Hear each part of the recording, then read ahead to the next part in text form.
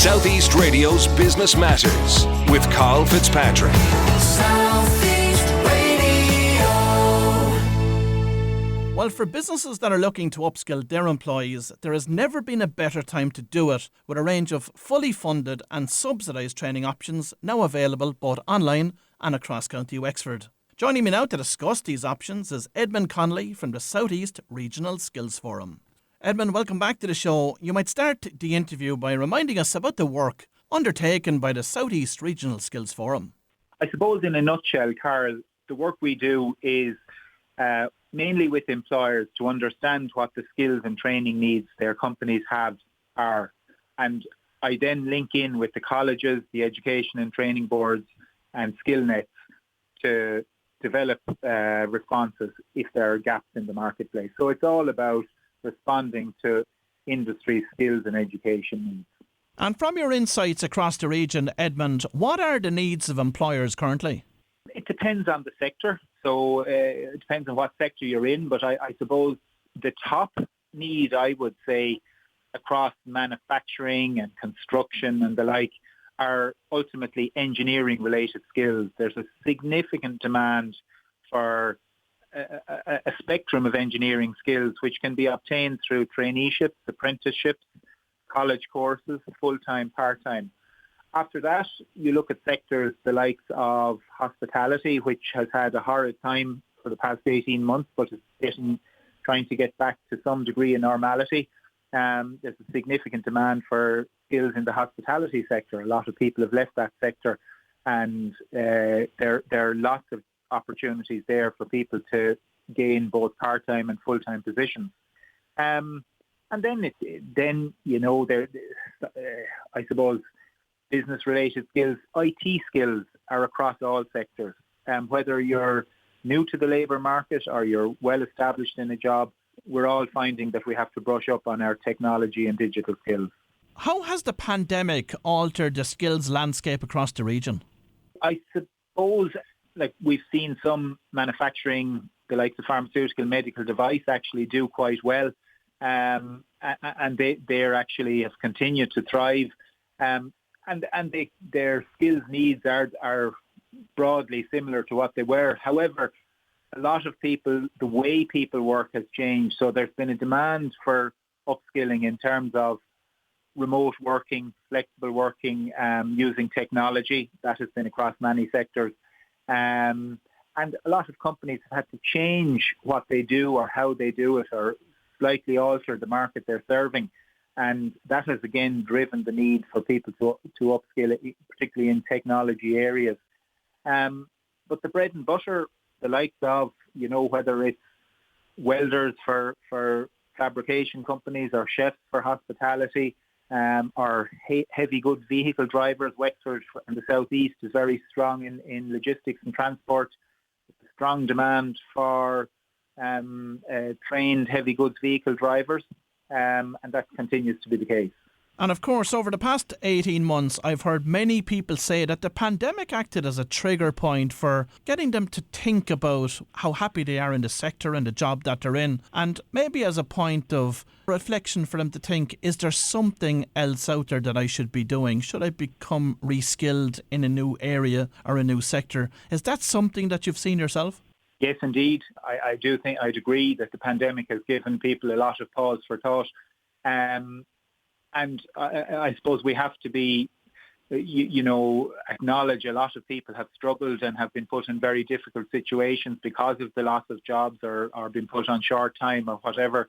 I suppose on a positive note, I would say that there are quite an array of opportunities and locally delivered opportunities for people to take on, to retrain into either within the area that they're working or transfer into a new skill area. And a lot of these courses are heavily subsidised or fully funded. And I think that's a message I'm keen to get across. We'll facilitate that message this morning by providing an overview of each of the different agencies that people can turn to. Let's start with Skillnets. What are Skillnets and what type of training do they provide? Skillnets are based around the country. So Wexford Chamber have a Skillnet, and they provide subsidised training for industry, and typically they're involved in short courses, everything from Excel and other IT courses to other practical business administration, or might be something specific to a sector. It might be in the hospitality sector. So I would always encourage employers to be familiar with Wexford Chamber Skillnets courses. Just look at their website and they've a list of courses there. As I say, short courses typically. And then moving into short and long courses, of course, in further education, you have the Waterford Wexford ETB. Provide us with the flavour of the type of training that they provide. Yeah, Waterford Wexford ETB have a vast array of training available.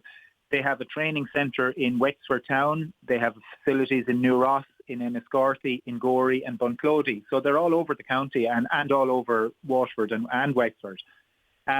I'm just looking, all of their courses are on a portal called fetchcourses.ie. And right now, this morning, I'm just looking at their website. And for County Wexford, there are 75 courses available at the minute, which are due to commence in September and October. And they range in things from near zero energy building regulations for plasterers. There's just computer skills. Just looking down through the list, picking a few safe paths and evening courses there, childcare, bookkeeping, and the list goes on. Business administration, office skills, some technical ones, ventilation, measurements, proficiency testing, it's a construction-related one. So all of those courses are coming up, and most of them are either substantially or fully funded. They're typically part-time, and a good few of them are still online because of restrictions. For those that are interested in taking higher education programmes, they're available on a subsidised or free basis through Springboard. What type of courses are available and who is eligible? Yeah, so across the colleges, so as far as, say, Wexford would be concerned, you have both IT Carlow and Waterford Institute of Technology, soon to be a combined technological university. They have a range of courses in business and management, computing, engineering, tourism and hospitality, science, marketing. So quite a spectrum. They're all part-time courses, 1 year up to 1 year. Typically, they're all they're all available. You can search for the courses on springboardcourses.ie. They're available to, I would say, nearly all comers. People in jobs want to upskill, they're available.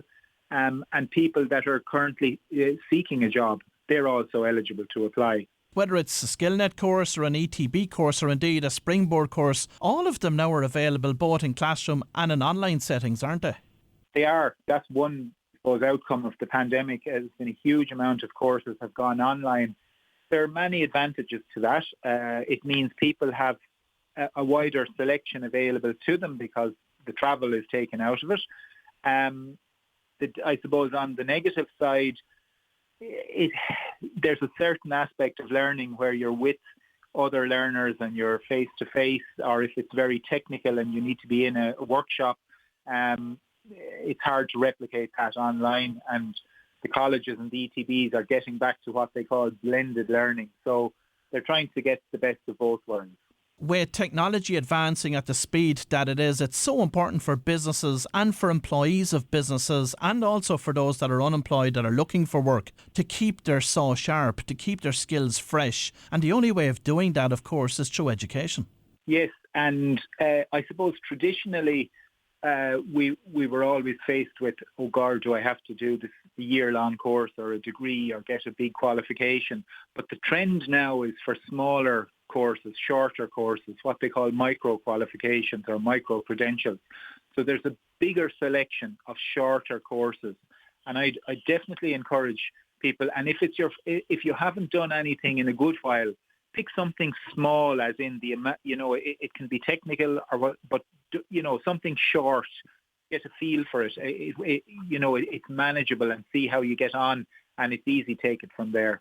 And the reason that all of this information is both relevant to listeners that are employed, unemployed, and of course business owners this morning is that from a business owner's perspective, many of them may think that there's no government funding available to fund training for their employees. But that landscape has changed fundamentally as well over the past number of years, hasn't it?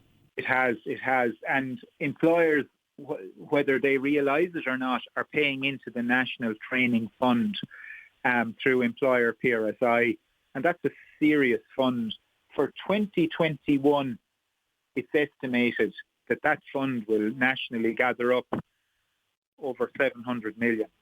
So that funds apprenticeships, traineeships, Springboard, Skillnet, a whole plethora of education and training. So it's ring-fenced, so it's employers' money revolved to address the skills and training needs of the economy.